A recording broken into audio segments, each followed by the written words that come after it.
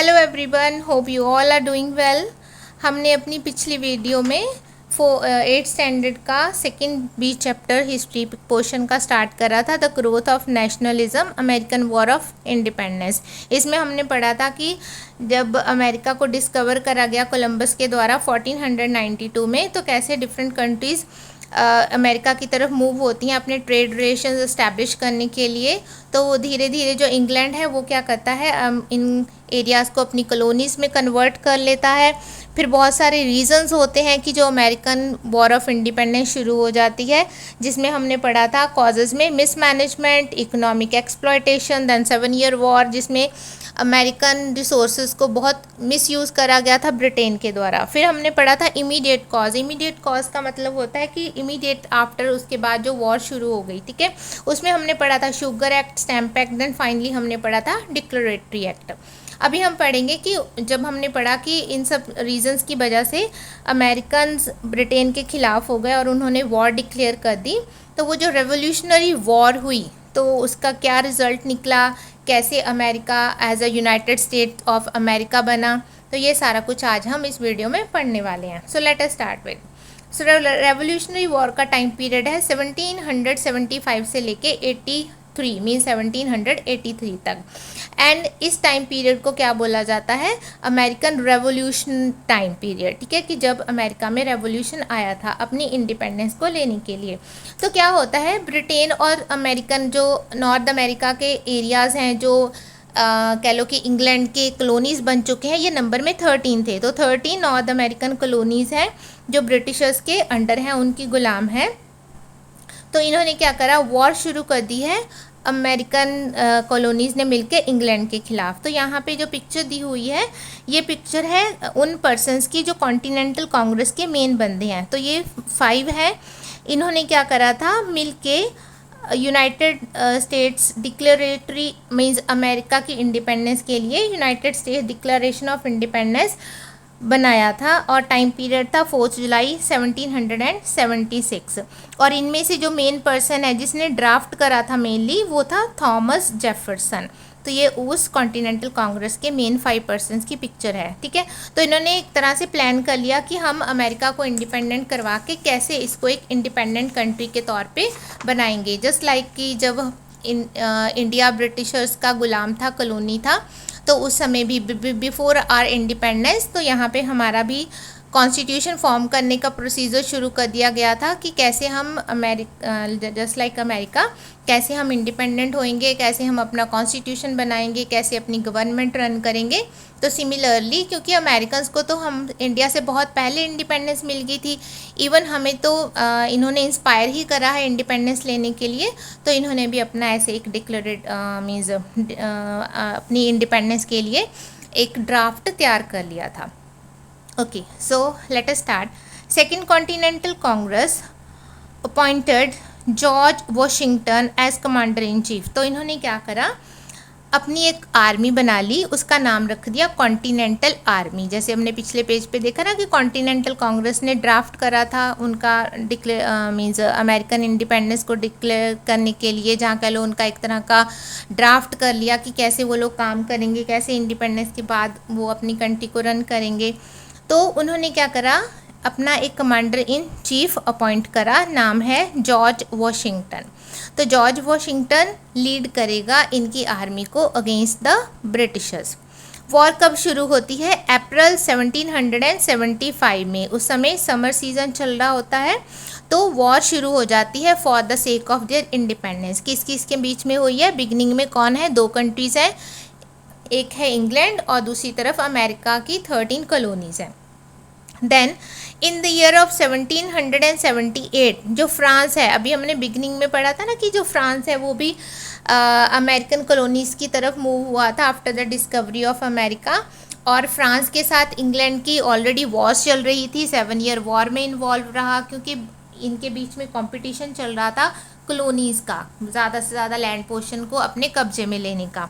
तो अभी क्या होता है, 1778 में फ्रांस एंटर होता है वॉर में किसकी फेवर में, ये अमेरिका की फेवर में होता है, ठीक है, अमेरिकन्स की हेल्प करने के लिए।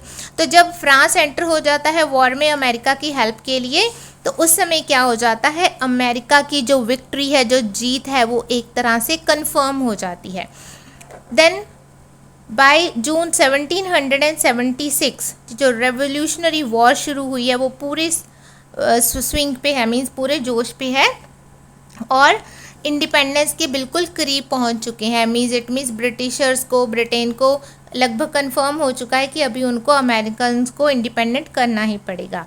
देन 4 जुलाई को कॉन्टिनेंटल कांग्रेस क्या करती है, अपना डिक्लेरेशन ऑफ इंडिपेंडेंस, जो अभी हमने था ना कि उन्होंने ड्राफ्ट करा था थॉमस जेफरसन ने, उसको क्या करती है, अडॉप्ट कर लेती है। देन वो जो 5 मेंबर कमेटी थी, जिसका मैंने पिछले पेज पे आपको पिक्चर दिखाई थी, जिसमें कौन थे, फ्रैंकलिन था, जॉन एडम्स था और मेली जेफरसन था, ठीक है। तो ये क्या करते हैं, 4 जुलाई को डिक्लेरेशन ऑफ इंडिपेंडेंस को वोट करते हैं अडॉप्ट करने के लिए, उसको अडॉप्ट कर लेते हैं। देन ऑन सितंबर 3 1783 जो ग्रेट ब्रिटेन है वो रिकॉग्नाइज कर देता है, मान लेता है कि जो अमेरिकन कॉलोनीज़ हैं वो क्या है, इंडिपेंडेंट हो चुकी हैं। इट मीन्स ब्रिटेन अपनी हार एक्सेप्ट कर लेता है, ठीक है। और जब भी कोई वॉर होती है तो उसको जब ख़त्म करा जाता है तो ट्रीटी साइन करी जाती है, मीन्स समझौते, एग्रीमेंट कह लो, वो साइन करे जाते हैं, और जो पीस एग्रीमेंट्स होते हैं। तो उस समय जो एग्रीमेंट साइन करा गया, ट्रीटी साइन करी गई, उसका नाम था treaty of Paris. So with the treaty of Paris क्या करा गया है, ग्रेट ब्रिटेन द्वारा अमेरिकन की इंडिपेंडेंस को रिकॉग्नाइजेशन दे दी गई है। ओके, देन अब सिर्फ अमेरिका एंड ब्रिटेन के बीच में नहीं ट्रीटी साइन होएगी, अब जो जो कंट्रीज़ इस वॉर में इन्वॉल्व होंगे, लाइक हमने पढ़ा फ्रांस एंटर हो गया था, ठीक है, फ्रांस के बाद स्पेन भी एंटर हो गया था, स्पेन भी अमेरिकन की साइड में से ही एंटर हुआ था, ठीक है। तो फिर ब्रिटेन, फ्रांस एंड स्पेन के साथ भी पीस एग्रीमेंट साइन करते हैं। जैसे अमेरिका के साथ ट्रीटी ऑफ पेरिस साइन हुई, तो इनके साथ भी डिफरेंट ट्रीटीज़ को साइन करा गया। और ये जो वॉर थी ये लगभग 8 ईयर तक चली, ये अभी ख़त्म हो जाती है और अमेरिकन्स को इंडिपेंडेंट मिल जाती है। तो फाइनली जो अमेरिकन इंडिपेंडेंट है उसको ट्रीटी ऑफ वर्साइल्स के द्वारा 1783 में रिकॉग्नाइज कर दिया जाता है, मीन्स फाइनलाइज्ड कर दिया जाता है कि अभी इंडिया बार बार मुंह से निकलता है क्योंकि इंडिया भी गुलाम था ब्रिटिशर्स का, ठीक है, कि फाइनली जो अमेरिका है वो इंडिपेंडेंट कंट्री बन चुका है। मीन्स ब्रिटिशर्स अब इस एरिया के ऊपर अपना कोई भी कंट्रोल नहीं रखेंगे और इनको छोड़ के वापस चले जाएंगे, ठीक है। तो कब अमेरिका इंडिपेंडेंट हुआ, 1783 में। तो ये हो गया उनकी वॉर एंड वॉर के रिजल्ट।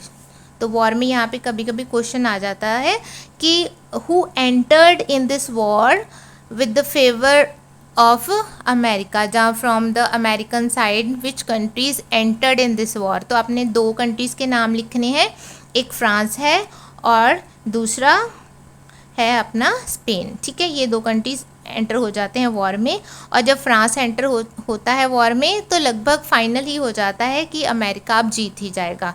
बाद में स्पेन भी एंटर हो गया, तो ब्रिटिशर्स ने डिक्लेयर कर दी उनकी इंडिपेंडेंस। नेक्स्ट है significance and impact of the American war of independence. तो अमेरिका आज़ाद हो गया, आज़ाद होने के बाद वो जो 13 कॉलोनीज़ थी अमेरिका की, वो इंडिपेंडेंट होके उन्होंने क्या करा, United states of America means एक कंट्री बना दी, जिसमें ये सारी कॉलोनीज़ क्या हो गई, यूनाइटेड हो गई, मिल के एक बन गई।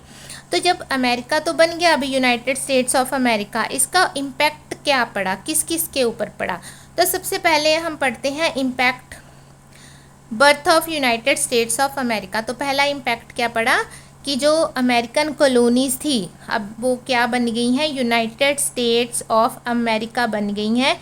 इनका अपना एक रिटन कॉन्स्टिट्यूशन है और वर्ल्ड का जो फर्स्ट रिटन कॉन्स्टिट्यूशन था, ठीक है। इससे पहले किसी भी कंट्री के पास अपना रिटन कॉन्स्टिट्यूशन नहीं था। अगर हम इंग्लैंड की ही बात करते हैं तो इंग्लैंड का तो अभी तक कोई रिटन कॉन्स्टिट्यूशन नहीं है, ठीक है।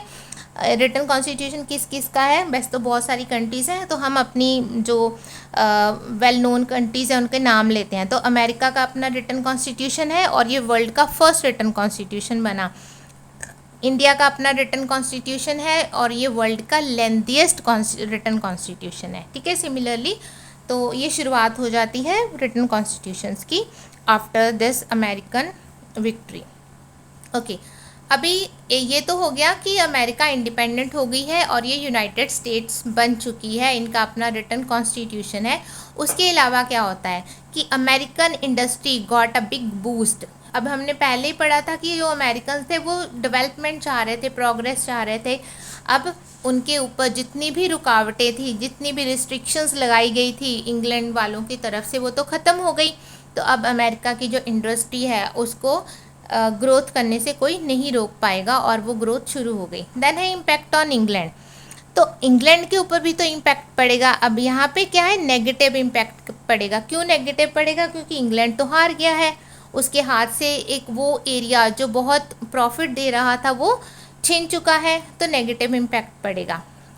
तो फर्स्ट नेगेटिव इम्पैक्ट है कि ल्यूक्रेटिव मार्केट छीन गई है in the form of American colony, जो उनसे छीन चुकी है, ठीक है। अब ऑलरेडी पहले हमने पढ़ा 7 ईयर वॉर थी, अब यहाँ पे 8 ईयर वॉर चली है अमेरिका एंड इंग्लैंड के बीच में। तो इंग्लैंड का बहुत सारा पैसा, बहुत सारे रिसोर्सेज यूज़ हो चुके हैं, तो इंग्लैंड एक तरह से कर्जाई हो चुका है, फाइनेंशियल क्राइसिस वहाँ पे शुरू हो चुके हैं। देन है यहाँ पे कि वर्ल्ड को लगता था कि जो इंग्लैंड है वो बहुत पावरफुल है, उसको हराया नहीं जा सकता है, तो उसकी उस पावर को, उसकी प्रेस्टीज को धक्का लगता है। मीन्स लोगों का यहाँ के मतलब है कंट्रीज़ के। जैसे अब इंडिया को लगने लग गया कि अगर अमेरिका इंडिपेंडेंस ले सकता है ब्रिटिशर्स से तो हम क्यों नहीं ले सकते, तो उनको भी इंस्पिरेशन मिलती है, उन्होंने भी अपनी वॉर ऑफ इंडिपेंडेंस शुरू कर दी है, ठीक है, बाद में, और आज हम आज़ाद हैं अमेरिका की तरह। ओके, देन है अब जो रिस्पॉन्सिबल था पर्सन, जो इमीडिएट कॉज बना था, ठीक है, वो था जॉर्ज थर्ड, जो राजा था उस समय इंग्लैंड का। तो उसका जो पर्सनल रूल है इंग्लैंड के ऊपर से वो प्रैक्टिकली ख़त्म हो जाता है। तो ये हो गया इम्पैक्ट ऑन इंग्लैंड। तो इंग्लैंड के ऊपर नेगेटिव इम्पैक्ट पड़ते हैं। आगे है इम्पैक्ट ऑन फ्रांस। तो फ्रांस क्या है, फ्रांस अपनी ही कंट्री में जो फ्रांस के लोग हैं वो खुश नहीं थे। क्यों खुश नहीं थे? क्योंकि वहाँ पे जो राजा था उस समय, ठीक है, वो कह लो कि वो फ्रांस के लोगों की भलाई के लिए कुछ नहीं करना चाहता था, वो भी सेल्फिश था, वो भी ग्रीडी था, ठीक है। तो अमेरिकन की हेल्प करी फ्रांस वालों ने, अमेरिकन्स को इंडिपेंडेंस मिल गई। अब फ्रांस वालों को क्या लगेगा कि अगर इनकी हेल्प से, जहाँ ये हेल्प कर सकते हैं अमेरिकन्स की और उसके बाद उनको इंडिपेंडेंस भी मिल सकती है, तो ये अपनी हेल्प क्यों नहीं कर सकते? डेफिनेटली कर सकते हैं। अब इन्होंने अपनी हेल्प कैसे करनी है? जो लुइस, उस समय राजा कौन था? लुइस 14 था। और जब फ्रांस को इन मीन्स कह लो कि जो किंग्स थे या किंगशिप थी हेरिडिटरी जो चली आ रही थी वहाँ पे, और ये डिस्पोटिक रूलर्स थे, मनमर्जी करने वाले रूलर्स थे, उनका रूल ख़त्म हो जाता है, ठीक है। उस समय लुइस 14 रूल कर रहा था और जब फ्रांस ने इस किंगशिप को ख़त्म करा तो उस समय वहाँ पे लुइस 16 था, ठीक है। तो इनको क्या मिल गया? एक कह लो कि लाइट मिल गई कि ये भी अपनी उस रूलर से जो इनके फेवर में कुछ नहीं कर रहा है, क्रूअल है, सेल्फिश है, ग्रीडी है, उसे छुटकारा पा सकते हैं। तो ये हो गया, इनको एक पॉजिटिव पॉइंट मिल गया। देन जब अमेरिकन को इंडिपेंडेंस मिली तो उन्होंने क्या करा था, एक हमने पढ़ा था ना, कॉन्टिनेंटल कांग्रेस ने ड्राफ्ट करा था। तो वहाँ पे क्या था, उन्होंने liberty, equality and pursuits of happiness, ये जैसे हम नारा लगा देते हैं ना कि ये चीज़ें हम अडॉप्ट करेंगे और कभी इनको ख़त्म नहीं होने देंगे, तो सिमिलरली अमेरिकन्स ने ये वाले जो राइट्स हैं वो डिक्लेयर कर दिए थे, ठीक है, कि सभी आज़ाद होंगे, सभी इक्वल होंगे, किसी के साथ भेदभाव नहीं करा जाएगा और उनकी हैप्पीनेस के लिए जो भी बन पाए वो करा जाएगा, तो सभी खुश रहेंगे। तो ये जो चीज़ें थी ये फ्रांस वालों को भी मिल गई। इट मीन्स फ्रांस वालों ने भी कौन सी चीज़ें अपना ली अपनी इंडिपेंडेंस के लिए। अभी अब बता दूं कि फ्रांस गुलाम नहीं था, ठीक है, फ्रांस इंडिपेंडेंट कंट्री ही था, लेकिन वहाँ का जो राजा लोग थे वो फ्रांस के लोगों के साथ अच्छा बिहेव नहीं कर रहे थे, ठीक है। वहाँ पे लिबर्टी वैसे थी कि कंट्री लिबरल है, कंट्री आज़ाद है, लेकिन लोग आज़ाद नहीं थे। अब उनको कौन सी चीज़ें मिल गई फ्रांस वालों को इंस्पायर करने के लिए और कौन सी चीज़ें उन्होंने अपना ली, दैट इज़ लिबर्टी, आज़ादी, equality, that all are equal, कोई भेदभाव नहीं होएगा, एंड फ्रेटर्निटी, ये होता है भाईचारा, कि सभी आपस में मिलजुल के रहेंगे, ठीक है। और अब बहुत नज़दीक के फ्यूचर में जो फ्रांस है वहाँ पे रेवोल्यूशन आने वाला था after this American war of independence. तो फ्रांस के ऊपर भी कौन सा इम्पैक्ट पड़ा, पॉजिटिव इम्पैक्ट पड़ा। नेक्स्ट है इम्पैक्ट ऑन वर्ल्ड। अब वर्ल्ड में तो सारी कंट्रीज़ आ गई, लेकिन हम यहाँ पे कुछ लिमिटेड कंट्रीज़ की बात करेंगे, जिसमें हम अपनी जो मेन कंट्री है इंडिया उसकी भी बात करेंगे, और वो सारी की सारी कंट्री जो किसी ना किसी समय पे गुलाम थी, मेनली इंग्लैंड की ही गुलाम थी, ठीक है, कॉलोनीज बनी हुई थी। तो अमेरिकन रेवोल्यूशन के बाद पूरे वर्ल्ड में एंटी कलोनियल रेवोल्यूशनरी मूवमेंट शुरू हो गई। मीन्स जहाँ जहाँ पे भी इंग्लैंड का कब्जा था उन हर जगह पे लोगों ने ये सोचना शुरू कर दिया कि वो भी इंडिपेंडेंट हो सकते हैं। सेकंड पॉइंट में है कि इंडिया के ऊपर एक अनफेवरेबल मीन्स नेगेटिव इम्पैक्ट भी पड़ा। वो नेगेटिव इम्पैक्ट क्या था, तो जब इंडिया ब्रिटिशर्स का गुलाम था उस समय फ्रांस जो है, फ्रांस भी बिजनेस करने आया था, ट्रेड करने आया था, और ये भी शुरू में चाह रहा था कि मीन्स इंडियन जो लैंड है उसके पार्ट्स के ऊपर कंट्रोल कर सके, लेकिन बाद में मेनली कब्जा हो गया ब्रिटिशर्स का। तो जो फ्रांस वाले थे, फ्रेंच पीपल थे, वो एक तरह से फ्रेंड बन गए थे इंडियन पीपल के। लेकिन इस वॉर के बाद अमेरिका की जो वॉर हुई थी, क्योंकि फ्रांस ने हेल्प करी थी अमेरिकन्स की, और यहाँ पे इंडिया में भी जो फ्रांस वाले हैं, जो फ्रेंच पीपल हैं, वो इंडिया की फेवर में खड़े हुए हैं। तो ब्रिटिशर्स ने क्या करा, इन फ्रेंच पीपल के ऊपर एक तरह से बहुत ही ज़्यादा कंट्रोल करना शुरू कर दिया, ठीक है। जो फ्रांस की पावर थी इंडिया में उसको क्रश कर दिया। जो ऑफिशियल्स थे फ्रांस के, जो उनकी पावर्स थी उनको क्रश कर दिया, और जो इंडियन रूलर्स थे उस समय, ठीक है, इंडिपेंडेंट एरियाज़ थे जो कहने के लिए इंडिपेंडेंट थे, लेकिन थे तो काम तो वो ब्रिटिशर्स के अकॉर्डिंग ही कर रहे थे। तो वहाँ पे उनको, उन रूलर्स को अलाउ नहीं करा जाता था कि वो किसी भी मीन्स इंग्लिश पर्सन जो ब्रिटिशर्स नहीं है, ब्रिटेन का नहीं है, उसको अपॉइंट नहीं करेंगे किसी भी पोस्ट पे, स्पेसिफिकली जो फ्रेंच पीपल होंगे उनको। तो फ्रांस की जो पावर है इंडिया में वो क्या होनी शुरू हो गई, कम होनी शुरू हो गई। और जो फ्रांस था वो तो इंडिया का हेल्प करने वाला कंट्री ही था। तो यहाँ पे नेगेटिव इम्पैक्ट पड़ता है कि वो जो हेल्पिंग हैंड है उसके ऊपर ब्रिटिशर्स ने क्या करना शुरू कर दिया, पावर को ख़त्म करने के लिए बहुत सारी कोशिशें शुरू कर दी। अब ये तो हो गया नेगेटिव, लेकिन ये सिर्फ और सिर्फ नेगेटिव नहीं था, एक पॉजिटिव इम्पैक्ट भी पड़ा। पॉजिटिव क्या पड़ा कि जब ये इंडिपेंडेंस के लिए अमेरिकन्स ने लड़ाई करी तो ये जो आइडिया था वो इंडियंस को भी मिला, इंडियंस भी इंस्पायर हो गए कि हम लोग भी इंडिपेंडेंट ले सकते हैं, ठीक है। तो जो पॉलिटिकल फिलॉसफी थी, रेवोल्यूशनरी आइडियाज़ थे, ठीक है, वो पूरे के पूरे वर्ल्ड में फैले। पूरे वर्ल्ड में जहाँ जहाँ कॉलोनीज थी उनको लगा कि वो भी इंडिपेंडेंट हो सकते हैं, उन्होंने भी रेवोल्यूशनरी वॉर शुरू कर दी। सिमिलरली इंडियंस ने भी रेवोल्यूशनरी वॉर शुरू करी, एंड फाइनली इंडिया को भी इंडिपेंडेंस मिल गई।